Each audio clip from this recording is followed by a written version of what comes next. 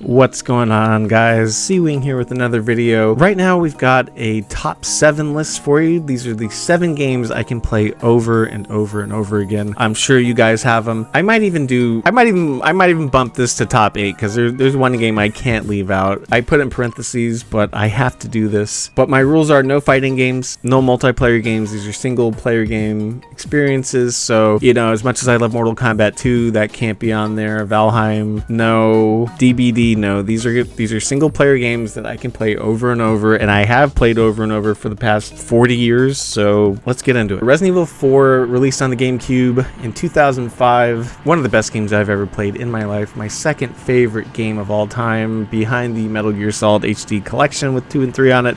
I can cheat, I'm sorry, but it shows you how badass Resident Evil 4 is, that it can fuck with games that are in a compilation, okay? Resident Evil 4, I've bought it on everything. PS2, the iPhone, Oculus, PS3, PS4, PS5, all the Xbox, I can't even get into their names. Steam, I've gotten all the achievements for it. I've played this game over and over and over. I've played the remakes over and over and over. I've gotten all the achievements in those, and I never get sick of it. It's got a great storyline, great action, the most beautiful women in all of video gaming, Ada Wong. Yeah, I said it. That's the waifu for the rest of my lifeu.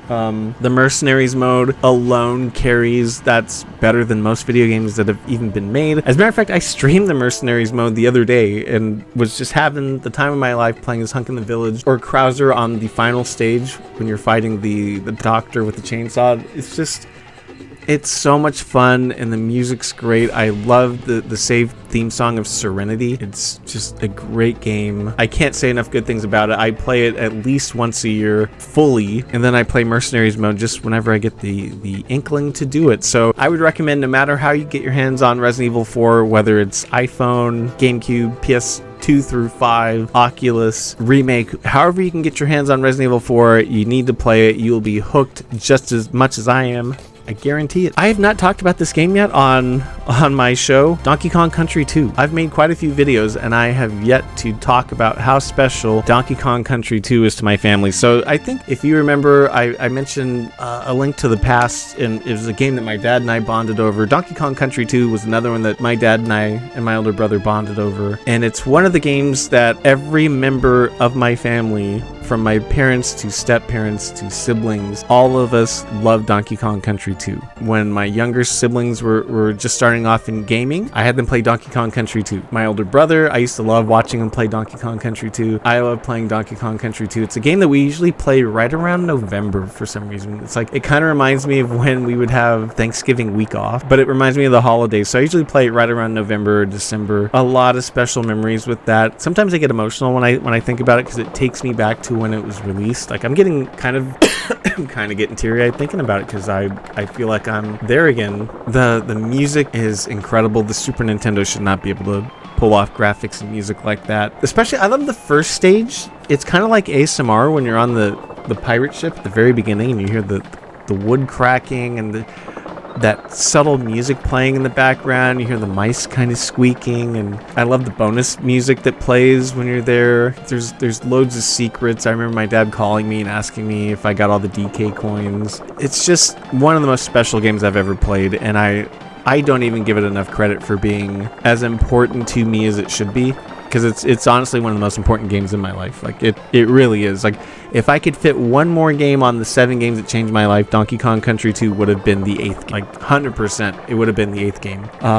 Yeah, it's just funny. Like, just talking about, I just feel like I'm in 1995 on Naranda, and my brother and I sharing a room, and just life was real easy back then. Like salad eating days, as my mom used to say. I love this game. It's very, very, very special to me. Another game I only play during the holiday season, Star Wars Shadows of the Empire for the N64.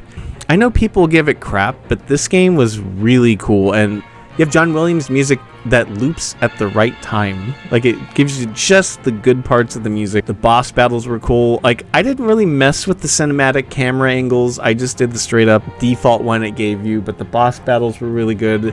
The Hoth stage, people like that one. For me, though, stage that really stole the show, in my opinion, was the sewers, where Prince Shizor, his castle, they had a sewer stage, and my mom would come home from work and she'd be like, hey, can you play the sewer stage for me? And I remember our heater would be on, because it's was cold. And I would play the sewer level, and you'd hear your jetpack kind of humming, and you'd hear, like, you'd jump into the water, and you'd hear the swoosh sound of the water, and like swimming, and you hear the jetpack. And the chill ass music that would play while you were in the sewers. Again, I'm getting emotional. I'm getting emotional talking about this because I'm there again. You know, it's like carefree.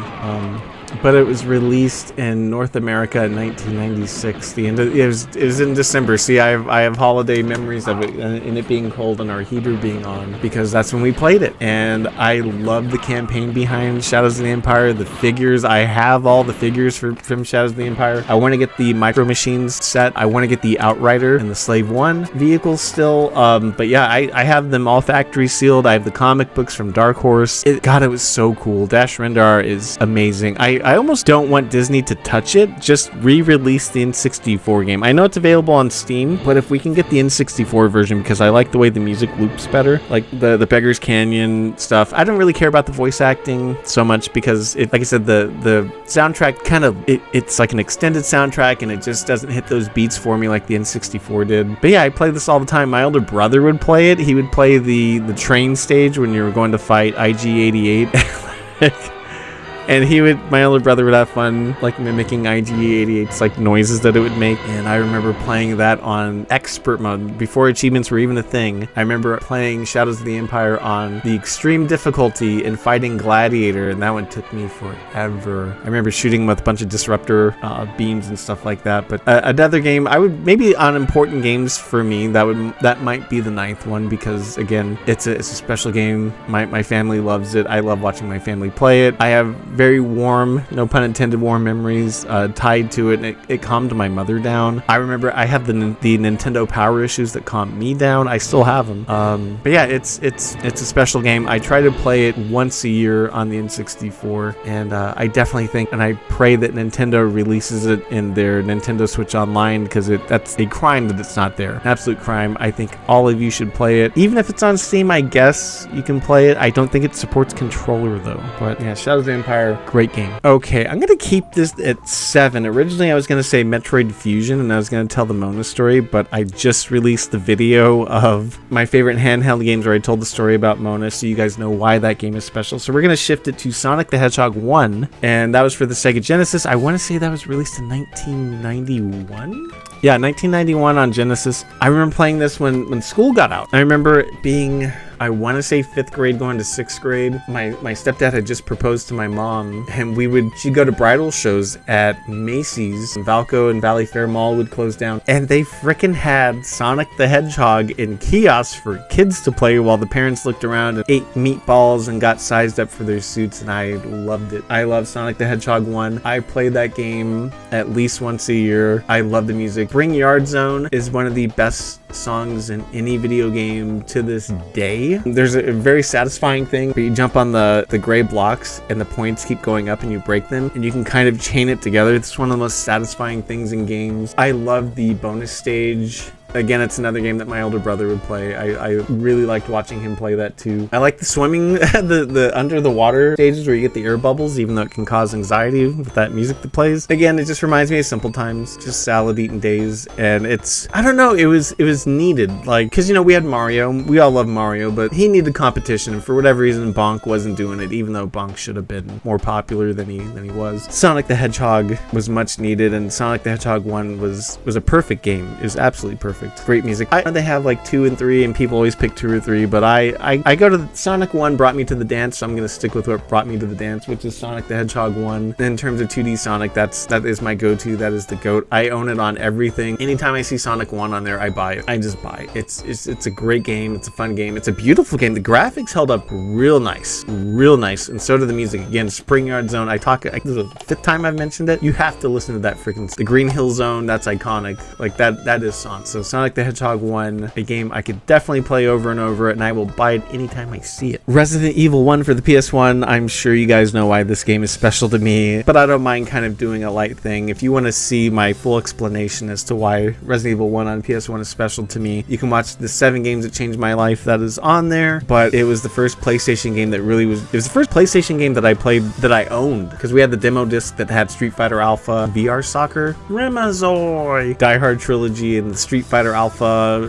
video package. Resident Evil 1 was the first game we owned.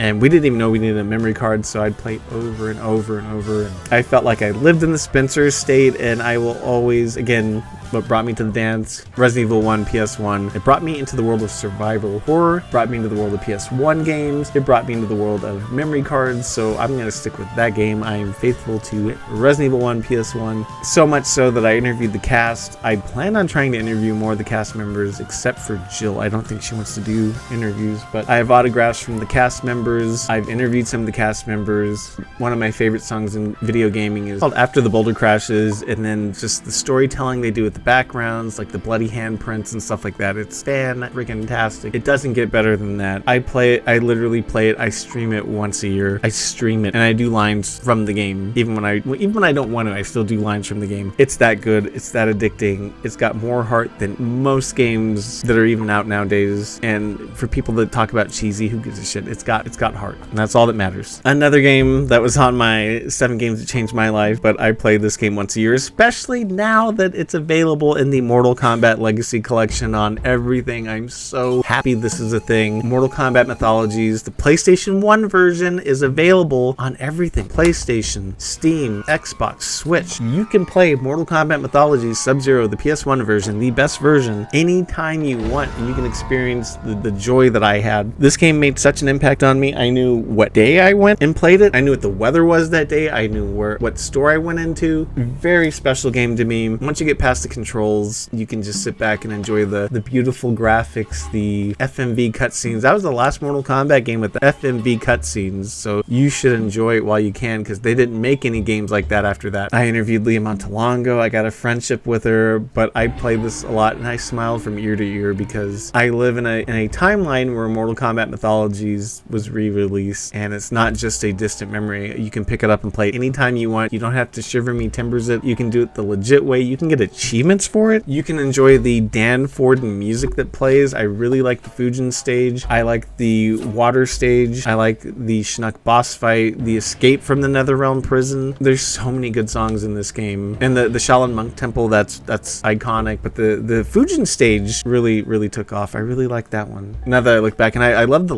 lightning that strikes in the background. You see the mountains and like the wind and stuff like that. Fucking cool game. No pun intended, because it's got the best Sub-Zero in there. Once you get past the controls, it's a great game, I promise. Check it out. Super Mario 64 came out 30 years ago. I can't believe I'm saying that. I remember going to the Toys R Us in Sunnyvale, the haunted one that doesn't exist anymore, and we played Super Mario 64, and then when we got the N64, I remember, even like I said, my mom was blown away by it, my stepdad, my older brother, everybody. Like, that's another game that my whole family played. I know the Spencer estate and PS1 Resident Evil, but I also know Bob-omb Field like the back of my hand. Like, I have played that stage from the rooter to the tutor. I know every nook and cranny of that stage. I've flown the skies. I've jumped into the holes with the cannons. I've raced up the mountains. It's an amazing game. It really is. I remember I gave it some shit because it's like, oh, Sonic Adventure is better, but when you go back and you look at what it did on the hardware it did, it's special. But yeah, I play that game a lot. I play that game at least once a year. Really cool game. I really enjoy it. I miss it. It's one of those games I think if I could relive that time in my life, I would do it just to, I don't know, experience it again. It's not one of my favorite games of all time, but it's in my top 100, and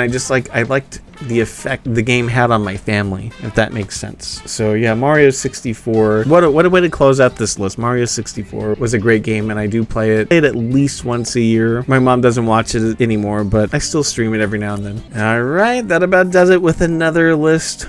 What do you guys think? What are 7 games that you can play all the time? Remember the rules though, no multiplayer, no fighting games. What are 7 games that you can play over and over and over? These are single player games. You know my choices. What would your choices be? Look forward to hearing from you, and I will catch you again. I'll catch you again. Until next time.